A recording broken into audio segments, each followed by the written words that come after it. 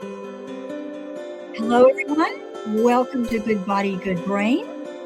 Today, we're going to do some fascinating talking about talking, receiving, giving, back as a gift. And so often we don't want to be around it because we're criticized. But Rachel Platt from PLATTinum Consulting is going to give us some tips on how to do it the best way possible, that your employees actually grow and really enjoy learning more about how to do this thing.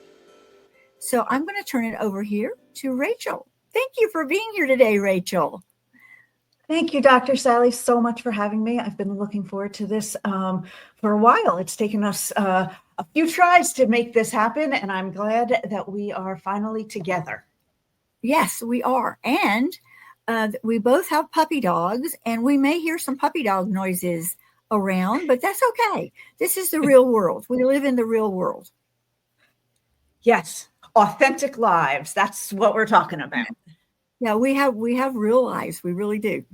And so you were talking a little bit before. I was telling you how much I admire the people who are in the HR hub, because if you've got a good HR team, the company runs like a well-oiled clock.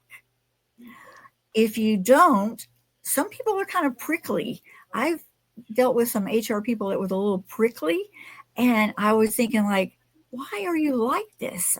How come you aren't sweet? Because you're supposed to help me be a better employee, right?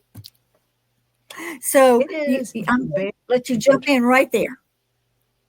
Yeah, look, there are many different philosophies about the role that human resources plays in an organization. I am a big believer that HR really is in the business of people. It's not about being a people person, about being nice, about planning parties and events.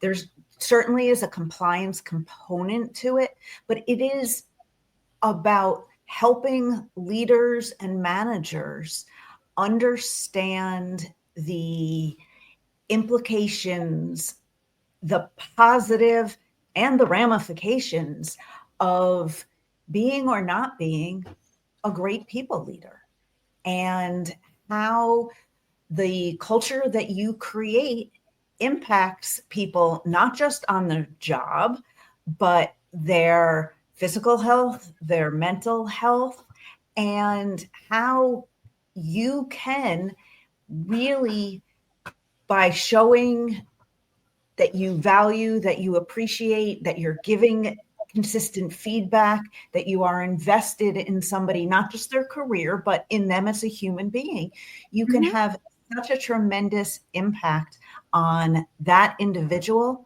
as well as on your bottom line. Your company's profitability will be better. The research shows it consistently, that those organizations with great leaders are more profitable. And so we want to focus on how to give and receive feedback in a way that enhances people's work experience and their life overall. Yes, and you hit up on a really good point. Yes, we are humans first. Before we walk inside that building, we're a human. And if we don't feel like we're being treated as a human, it's so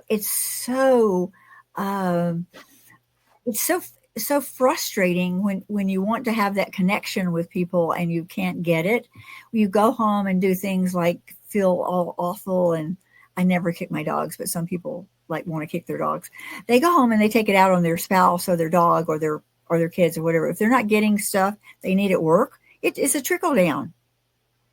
You are absolutely right. And people show up at work with all of their history, all of their experiences, what's happening in their home life, and they show back up at home with how work is impacting them. And let's be honest, people spend typically more than half of their waking hours at work. Mm-hmm. And so creating that environment where people are engaged and feel that they are contributing leads to a better society. Honestly, I mean, work should be thought of, in my opinion, as, part of the overall social experiment, because good working environment leads to more happiness at home. The money to afford things leads to, less crime, less substance abuse, all of those social aspects. Anyway, we're getting off on a tangent, but I'm But I know really passionate. This is a soapbox. I can feel it right now. I can feel it, and thank goodness you've taken it up as part of your consulting, because I think maybe newer managers like are afraid to be human because they don't want to be seen as like a pushover, or if I'm not stern or whatever, if I don't take a certain position, they won't respect me. But that's not how you gain respect. No, it is not. We spend a lot of time now talking about authenticity and being genuine and being vulnerable, sharing. We are all human. You don't have to know everything, how to do everything. And particularly these days, with the changes with AI and the concerns that people are having, frankly, even going back 20, 30 years, you don't have to know everything off the top of your head. You can research. We have more knowledge in our back pockets than people had, for millennia. And so just being, I say it all the time, be a good human, show up with emotional intelligence, show up with care and concern. You will get so much more with honey, that, as the expression goes, than than you do with venom. But you do need to be specific. Don't misunderstand. A leader, they need to be kind, but they need to be clear. That's not to say that you're not holding people accountable. That's not to say that you are not setting high expectations. But it is to say that if you need to have a conversation with someone, you're coming in from a place of kindness and a place of, assuming that nobody comes to work wanting to do a poor job every day. People want to do well. They want to feel that they are contributing. And if you start as a leader with that as your baseline, and I want to give you some feedback so that you can improve, meet the expectations, you can learn, you can expand your own career, your own knowledge, contribute more, be rewarded in different ways. That's really where we've got to get our leaders focused, on not just what I need you to do, but the why of what I need you to do and what the downstream effects are when you don't do it. Oh yes, and like project management. I really feel for project managers because they can have one bottleneck, just one person who's stopping the stream from flowing down the hill, and it becomes an entire thing. It affects so many people. And the other thing I like when leaders tell people how their own individual niche or work actually fits into the big picture, and how everything sort of works better when this happens on their end, and then that helps that person over here, and it just flows so much easier and better, and we end up with a better product. Yeah, the purpose. What is the why, as Simon Sinek says? What is our purpose for being, and why are certain things important? what does success look like, define it for people. Those are the critical steps that people leaders can take to really improve the performance of individuals on their team and improve their own performance, understanding and asking questions about how certain things impact other areas of the business or the end customer. Yes, and also to, you don't have to be like somebody's buddy to know like what their wife's name is, and is she going in for her fourth child now? It's like, are they on edge because she's expecting? All these things really contribute to the core, and teammates, if they've been together for any length of time and they're very cohesive, they know these things about each other. They know, like, he's a little tense today because the due date was yesterday and we don't know what's happening. So all those things factor in to the whole big milieu of working together. And if someone's a leader, they know how am I going to talk to this person that they will hear it the best, because we all get different communication styles. That's why I love the program Bank, where we have different communication styles. Yes. And I'm a full-on nurturer. I'm an N. That's the get-go. I'm going to try to get to know you. I'm trying to do all those kinds of things, but also you have to be accountable in your actions. Yes. Yeah. Yes. I say I'm part cheerleader. The other half of me is drill sergeant. We got to go. Come on, let's go. On with it. And there are so many great models that are out there about communication styles, and understanding your own communication style and having the ability and learning how to quickly assess and guess what other people's communication styles are is really important to your success in an individual success in an organization, because you cannot change anyone else. You can only change yourself. And so therefore, really thinking, okay, here's what I'm trying to accomplish. How can I speak to whomever in a way that they're going to hear me? What is their communication style? How will they receive this information? And what do I need to do in order to ensure that they receive it in the way that is most likely to get me to the outcome that we all desire? That's what it's all about. Caring enough about someone else to know about them, and caring enough about the business to adapt when possible to ensure that the best outcomes happen. That's how you're successful. Yes. Yes. And so true. And leadership really, if you look at an organization and you look at it for about a generation and you see what happens during that generation, leadership impacts things so much. Like, the CEO says, what big deal, like, I'm here, but no, every action that you do trickles down to that manager, to that manager, to that manager.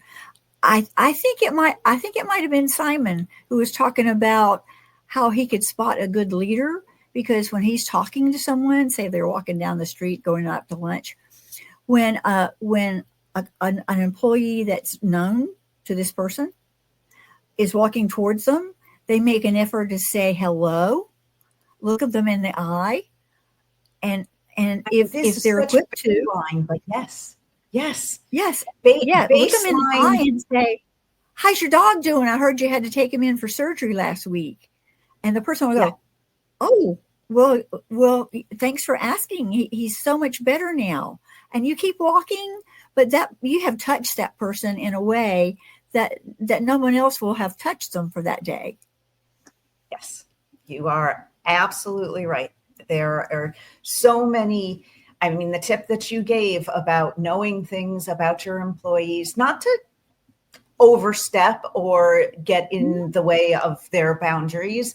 People have a right to privacy, but knowing some basic things and caring enough to ask is just it makes work more fun. Yes. But also when you are more cohesive and care about the person as an individual, you also are more collaborative, which results in having better business outcomes. It's Yes. a simple equation. Right. A productivity soars when you have a Yes. cohesive team. Yes. So talk a little bit about if you were going to train a CEO or a leader to give really good feedback, what would you suggest of how they, besides knowing their person and their communications skill, still, how the style and whatever, what are some other things you can tell them to help them like be a better giver? A better giver of feedback is someone who is thoughtful about and clear in their planning for the conversation. So a big part of this has to do with not only what you say in the moment, but how you are thinking about it. And so being very clear by gathering specific instances, specific examples, things that you have observed is critical to be able to mention that. Really understanding what the expectations are, or what the individual thinks that the expectations are, and being able to clarify if there has been a change in those expectations, or if the person is not meeting those expectations, but reiterating very clearly and succinctly what success looks like is such an important aspect. Another thing that I always tell leaders to plan for and to jot down notes is that if there is a problem, and right now the examples that I'm giving you are really when you are giving what we either call constructive feedback, Right. or redirecting feedback. And we'll talk about positive feedback in a minute, but it is so important that you can define what success looks like, but how someone who might be struggling or someone who is not meeting your expectations, the ability to co-create with them and brainstorm with them about how this issue can be overcome is really important. It's not the leader's job to solve the problem or how the problem gets solved. It's the leader's job to give the feedback and encourage and think about creative solutions. So the leader needs to jot down some ideas, but they really need to practice their coaching skills to say, what do you think we could do to change the outcome? What do you need to do? What tools do you need? How can I help? All of those components are really, really critical, not just saying, here's the solution, but co-creating what the solution may be. And then one of the other ones that I always recommend to leaders is to be prepared and think about how someone may react. Meaning that what day, what time of day, where are you hosting this discussion? Is this online? Is this in person? Is this in a fishbowl conference room that everybody can see? Some of the logistics are such an important part so that you can anticipate what someone's emotional reaction may be. Are they going to be angry? Are they going to be frustrated? Are they going to cry? Are they going to be silent? Are they going to slam out the room, slam the door as they leave the room? Pre-thinking about all of those things makes for such a better conversation, so that you're prepared. Because preparation for this, it's a difficult conversation to have. Many people are conflict avoidant. They don't want to hurt someone's feelings. But, as we talked about before, feedback really can be a gift. It is a gift when it is offered as as truth telling, as a kindness to help someone to be more successful. Somebody has to feel safe, psychologically safe, in order to receive that feedback. But if you, as a leader, think of, I'm giving this feedback as a gift in the spirit of, this is a gift because I want this person to improve, and your team member is thinking about receiving it as a gift or as fuel for their career, well, then that's where magic happens. That is where Yes. real change can happen. Yes. And also, too, when that leader has done those little small things along the way, and then Yes. finally they've developed, they're not brothers, but they've developed a degree of trust. And the person, when they're called into their office, they're not expected to be blindsided or or some reason. And I know a lot of employees, get sort of stymied and they don't know what to do. I said, well, have you gone to your boss and asked them to give you some feedback that will help you and support you? They said, well, I never thought of that. I said, well, that's what they're there for. They're there to help you be more successful, the team be more successful. So why sit there and sort of like spin your wheels and know that you're not reaching your potential, and you just don't have the right tool in your toolbox? And they've got the tools. They can show you how to get there. Advocate for yourself, absolutely. Mhm. And ask for help. I mean, that's part of the authenticity and vulnerability. And, one thing that I say to employees all the time is, give a courtesy to your boss is to Mhm. send an email in advance to say, hey, at our next meeting, or can I get time on your schedule? I'd love to get some feedback on this. Not that if Mhm. you don't say it in the heat of the moment, you might not get something Mhm. actionable feedback. But if you really want meaningful feedback, give your supervisor a few minutes to think about it and plan for Mhm. it. Give them Yes. how they want to say it, what they want to say.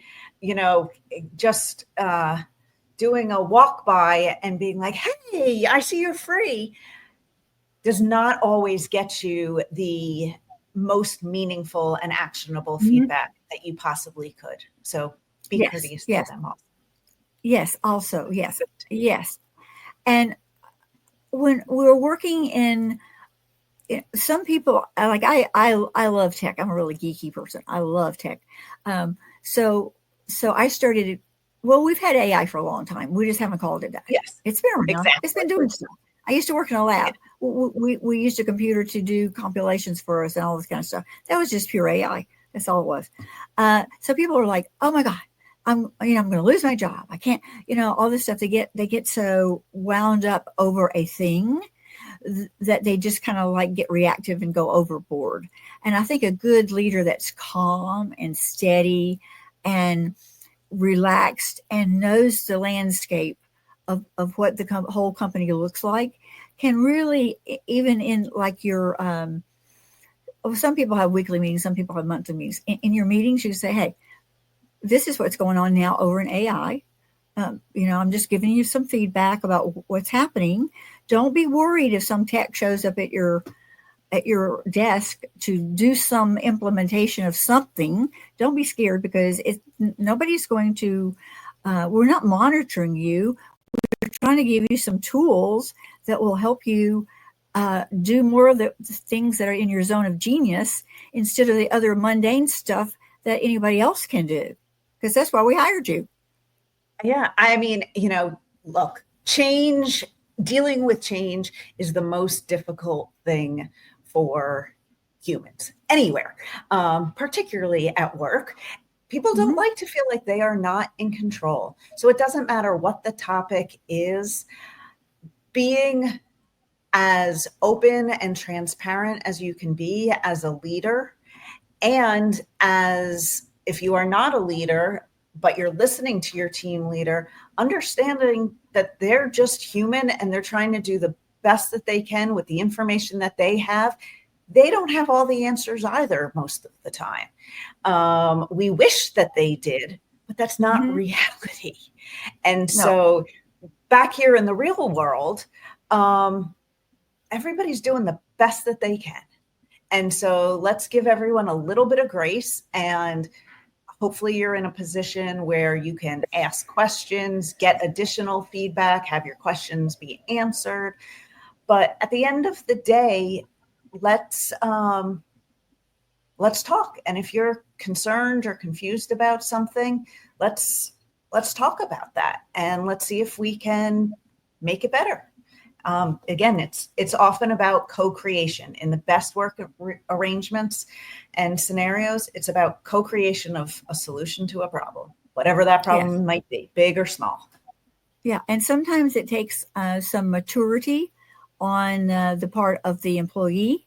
So sometimes they may have just come out of college and this is their first job, or they may have been around a couple of years and they don't feel like as confident yet in their position. Just being able to say to them, hey, if you're having anything that's going on, we've got people that are trained to help in this area. If you want some additional help, or you want to be mentored, or any of those kinds of things, it's all here because we've all been through it. Once upon a time, I was a newbie. Once upon a time, I walked through the door and I thought, oh heck, what am I supposed to do now? It's all happened to all of us. And we want to give you the best shot at you really feeling like you're part of this and having some fun, because the bottom line is it's not supposed to be dreary and all those kinds of things. We're supposed to be uplifting each other and having a little fun. And I think the most disservice an employee can do is, instead of going to their boss about something the boss directly handles, is to go to their coworker and gossip. Yes. Because that tears things down rather than building them up. Yes. Period. Amen. End of sentence. Yes. Go to the person. I used to work for a gal, and she said she loved to go buy new cars. And the sales rep would come up and say, oh, can I help you? And she said, no, you can have your boss come out here and help me. He said, well, I can help you. She said, no, I don't speak to angels when I can talk to God. Oh. And that's exactly what she would say. And the guy would go, she must be a little cuckoo. But then the boss would come out, and she already had a deal in her mind. She got the best deals on car buying I've ever seen. It's because she had her deal in her mind, and she went to the person that could implement it, because the sales rep couldn't. So if you know the person to go to, it doesn't have to be the CEO, but if there's somebody on the team who's like a ancillary leader, you can say, can you help me with this thing? Because I'm just not getting it. Yeah. I used to work with our entry-level teams quite a bit at a prior employer. And we used to always say to folks, ask questions, take notes. Do not, you can ask questions, as many questions as you want. Don't ask the same question 3 times. Take notes, refer back to your notes. But ask the questions, because if you've got the question, we're sure that somebody else has. If we can explain it a different way, we will do that. If you learn in a different way than how we're trying to teach you, let's get to the bottom of that so that you are able to be successful. But I always say to folks, feel free to ask, but take notes and listen to the answers. Yes, and actually try to do some application. And if you do the application and you get stuck along the way in the sequencing, just come back and ask another question. Right. And by the way, try to come with a recommendation. I think that the answer to do this is X. Come with a suggestion. Those are great tips when working with your boss. all of them, Okay. regardless of what level you are in the organization. Yes. And so let me ask you this, Rachel. If someone's listening to this and there are like a small or medium sized business or whatever, how can they contact you to get some help, some real good consulting HR help that they know that they desperately need? How do they get in contact with you? Absolutely. I love it when people connect with me on LinkedIn. I am there regularly. I post very practical people strategy and workplace insights. My website is PLATTinumConsulting.com. Platinum is spelled with 2 T's, like my last name. PLATTinumConsulting.com. And you can always shoot me an email. It's rplatt@PLATTinumConsulting.com. I'm happy to talk about how to create thriving workplaces with anyone. Oh, I love that. I love that. And I so appreciate you being here today because people need to hear these tidbits but they're like golden nuggets. If they only apply one thing that you said today, just pick one and start out and just apply that one and see how it works and get comfortable practicing. Sometimes you have to practice on your family. Yes. Absolutely. Especially when you have young children who need just some redirection. Sometimes you have to practice on them. But all of this stuff is so great. And literally, there's answers everywhere. You just have to be willing to receive them and apply them and see how it works for you. You are absolutely right. Before we go, let me just say one thing to add on to what you said. You know, today we talked a lot about constructive or redirecting feedback. I want to give the biggest push actually for positive and reinforcing feedback. It is so meaningful to pull someone aside, use that same strategy of having specific observed examples of, I saw how you handled this client. They were upset. They were, whatever the situation was, and you did X. I was so impressed with X. I wish, is there a way for us to have you teach your colleagues how you did this? Let's use it as a case study. Let's show it as an example. Let the person know that you want to see more of that. By the way, this works at work, with your children, at home, with your significant other, with your friends. Giving positive feedback is the greatest trick in the world to get people to do more of what you want them to do. And it's not a trick. Catch them. It's catch them doing something good. Yeah, catch them doing it right and say, "Oh, wow, that's fantastic! I love it when you do that." And it creates a whole new channel in your brain.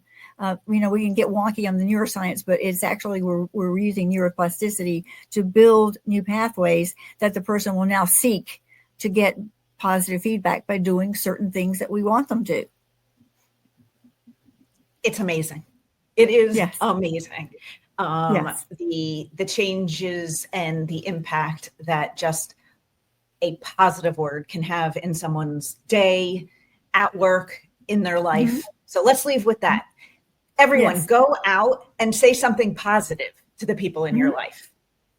Okay, my final statement is going to be, Rachel Platt, you are amazing. And if you could clone yourself and we could put you in some of these other corporations that are struggling, wow, we could like really fly. But I know you're just one person, and as one person, you can still impact so many people. People are going to listen to this podcast. It's going to be on LinkedIn and Facebook and Twitter and all the majors and iHeart and all those things. And when they hear you actually speak these things, they'll say, "Oh, that doesn't sound that hard. Maybe I could try some of that with my people." Yes, there are so many tricks. I call them tricks. They're not tricks, but real tips, practical, pragmatic tips that don't cost a lot of money, but doing them intentionally, deliberately, and consistently can change your team and change your department and change your success level. And that's what we all want. We all want more success. Yes. Thank you so much for joining me today. I can't wait to get this out, and I can't wait for people to listen to it and then call you and give you feedback. Thank you, Rachel. I hope so. PLATTinum Consulting. Come on, give her a call.